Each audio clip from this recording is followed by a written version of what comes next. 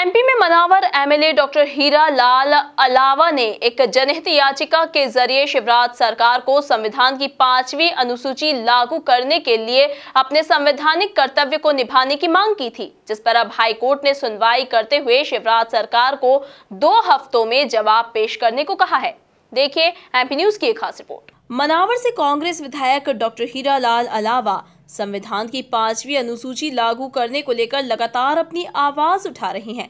इसी कड़ी में अब हाईकोर्ट में एक जनहित याचिका के जरिए भी सरकार के कानों तक यही आवाज पहुंचाई गई है।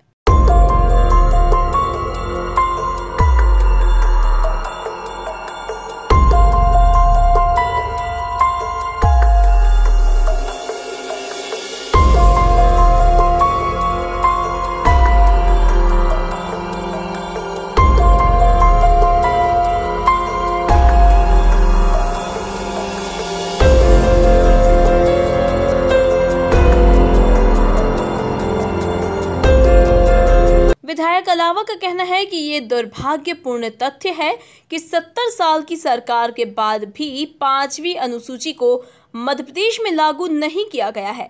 हालांकि संविधान निर्माताओं ने कल्याण और अच्छे प्रशासन और अनुसूची क्षेत्रों में नियंत्रण के लिए 5वीं अनुसूची में एक विशेष प्रावधान किया है। लेकिन दुख की बात यह है कि पिछले 70 सालों बाद भी इन प्रावधानों को ग्राउंड लेवल पे इम्प्लीमेंट नहीं किया गया। आप सभी को बताना चाहूँगा कि संविधान की 5वीं अनुसूची देश के 10 राज्यों में लागू है और 10 राज्यों में लागू तो है, लेकिन इसको ग्राउंड लेवल पे इम्प्लीमेंट करने के लिए जो राज्य सरकारों को जिम्मेदारी दी गई थी, जो जिसमें सुनिश्चित किया गया था कि इस वर्ग का सुनिश्चित विकास हो सके, लेकिन राज्यों ने और ना ही माननीय राज्यपालों ने 5वीं अनुसूची को लेकर कभी गंभीरता दिखाई। और यही कारण है कि आज यह वर्ग अपने अस्तित्व के लिए संघर्ष कर रहा है। आदिवासी समाज आज अपनी संस्कृति, अपनी परंपराओं, अपने रीति रिवाजों से दूर किया जा रहा है।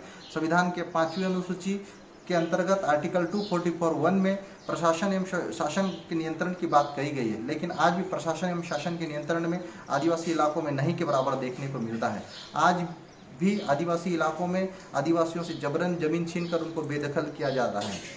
5वीं अनुसूची जो कि आदिवासियों के विकास की बात करती है, 5वीं अनुसूची के पार्ट क में पैरा 3 के अंतर्गत कहा गया है कि 5वीं अनुसूची के अंतर्गत आदिवासी क्षेत्रों के विकास के लिए राज्यपाल प्रति वर्ष रिपोर्ट भेजेगा राष्ट्रपति महोदय को। लेकिन दुख की बात यह है कि आदिवासी इलाकों की जो वास्तविक ग्राउंड लेवल की रिपोर्ट है, उनके विकास, उनके सुरक्षा संरक्षण के बारे में जो महामहिम राष्ट्रपति महोदय को जो भेजनी चाहिए वो प्रॉपर तरीके से नहीं भेजी जा रही। यही कारण है कि आदिवासी विस्थापित हो रहा है, मारा जा रहा है, लेकिन आदिवासियों की तरफ कोई ध्यान नहीं दिया जा रहा है। इसके साथ ही विधायक डॉक्टर हीरा लाल का मानना है कि संविधान के अनुच्छेद 244 में कहा गया है कि 5वीं अनुसूची का प्रावधान प्रशासन और अनुसूची क्षेत्रों पर नियंत्रण के लिए लागू होगा। इसके अंतर्गत धार, परवानी, अलीराजपुर, झाबुआ, मंडला आदि जिलों को अनुसूची क्षेत्रों के रूप में घोषित किया गया है। अब इंदौर हाईकोर्ट ने इस संबंध में शिवराज सरकार से जवाब मांगा है और 2 हफ्तों में जवाब देने को कहा है। संविधान की 5वीं अनुसूची के भाग ख के पैरा 4(1) में जनजातीय सलाहकार परिषद की बात कही गई। ये परिषद तो गठित होती है, लेकिन इसमें अध्यक्ष गैर आदिवासी को बनाया जाता है। यही कारण है कि आज आदिवासी जनजातीय सलाहकार परिषद नाम मात्र बनकर रह गई है और ना ही उसके जो जनजातीय सलाहकार परिषद के फैसलों को सरकारें गंभीरता से ले रही है। संविधान की 5वीं अनुसूची के भाग ख के पैरा 5(1) में एक विशेष प्रावधान दिया गया है, जिसमें कहा गया है कि विधानमंडल या संसद का कोई भी कानून अधिसूचित क्षेत्रों में या तो लागू हो सकता है या लागू नहीं हो सकता है। उसके लिए राज्यपाल, महामहिम राज्यपाल महोदय विशेष अधिसूचना जारी करेंगे।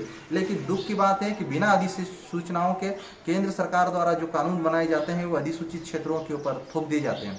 यही कारण है कि आदिवासी आज अपनी संस्कृति से, अपनी परंपराओं से, अपनी रीति रिवाज से दूर होते जा रहे हैं और इसी कारण आज जेएस के माध्यम से हमने संविधान की 5वीं अनुसूची को ग्राउंड लेवल पे इम्प्लीमेंट करवाने के लिए मध्य प्रदेश हाईकोर्ट में जो जनहित याचिका दायर की थी, उसके लिए मध्य प्रदेश सरकार से इंदौर हाईकोर्ट मध्य प्रदेश हाईकोर्ट की खंडपीठ ने जो 2 सप्ताह में जवाब मांगे। अब देखते हैं कि 5वीं अनुसूची को लागू करने के लिए मध्य प्रदेश सरकार आने वाले समय में क्या कदम उठाती है। हमारा संघर्ष, जय सेवाओं का संघर्ष आगे भी जारी रहेगा। उम्मीद करता हूं कि देश के 10 राज्यों जो 10 राज्य 5वीं अनुसूची क्षेत्रों में आते हैं वो भी मिलकर 5वीं अनुसूची के इम्प्लीमेंट के लिए संघर्ष करेंगे। जेएस के राष्ट्रीय संरक्षक डॉक्टर हीरालाल अलावा की ये आवाज आदिवासी युवाओं की आवाज मानी जाती है और उपचुनाव से ठीक पहले इस संबंध में माहौल का बनना कई संकेत दे रहा है। Bureau report, MP news, Indore.